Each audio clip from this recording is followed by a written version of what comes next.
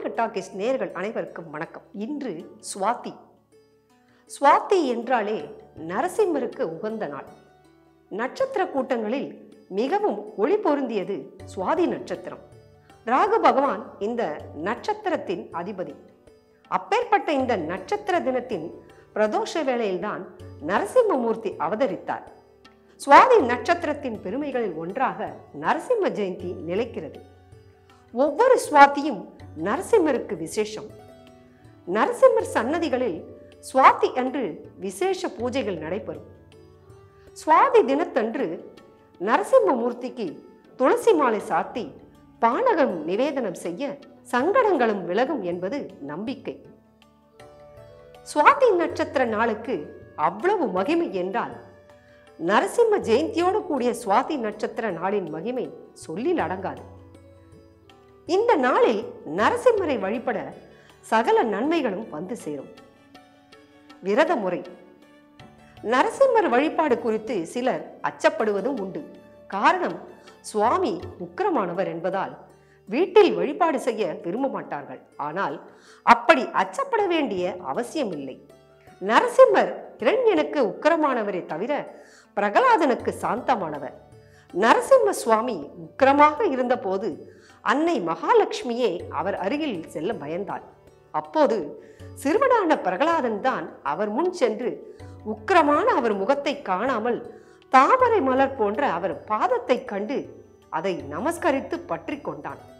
பிரகலாதனின் கரங்கள் பட்டதும் நரசிம்மர் தன் உக்கிரம் தணிந்து சாந்த சொரூபியானார் என்கிறது புராணம். எனவே பக்தர்களுக்கு பகவான் எப்போதும் சாந்தமானவராகவே இருப்பார் என்பதால் அச்சமின்றி வீட்டில் நரசிம்மர் வழிபாடு செய்யலாம். அதிகாலையில் எழுந்து நீராடி நரசிம்மர் படம் அல்லது விஷ்ணுவின் படம் இருந்தால் அதற்கு நமஸ்காரம் செய்து நாம ஜபம் செய்ய வேண்டும். நாள் முழுவதும் உபவாசம் இருக்க வேண்டும்.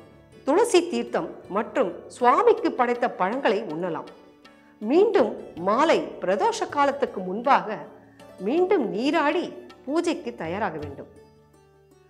நரசிம்மமூர்த்தியை தொழுவதற்கு பல்வேறு ஸ்தோத்திர மாலைகள் உள்ளன. கராவலம்பம், அஷ்டோத்திரங்கள் என நிறைய உள்ளன.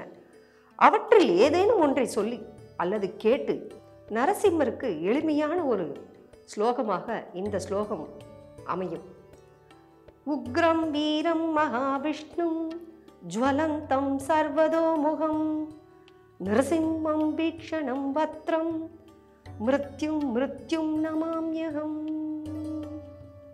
இதை முடிந்த அளவு 108 முறை சொன்னால் அதற்கு பலன் அதிகம். துளசி அல்லது மலர்கள் கொண்டு அர்ச்சனை செய்ய வேண்டும். எதுவும் முடியவில்லை என்றால் ஓம் நமோ நாராயணா என்று சொன்னாலே போதும். அதற்கு அத்தனை பலன்கள் உண்டு. நரசிம்மர் அல்லது பெருமாள் படம் ஏதேனும் ஒன்றுக்கு சந்தனம் குங்குமம் இட்டு அர்ச்சனையை தொடங்க வேண்டும். பிரதோஷ வேளையில் பூஜை செய்வது அவசியம். நரசிம்மருக்கு பானகம் மிக பிரியம். எனவே வீட்டில் எளிமையாக பானகம், நீர்மோர், சர்க்கரை பொங்கல், பாயசம் ஆகியவற்றில் இயன்ற நெய்வேத்தியங்களை செய்யலாம். கூப்பிட்ட குரலுக்கு ஓடி வருபவர் நரசிம்மர்.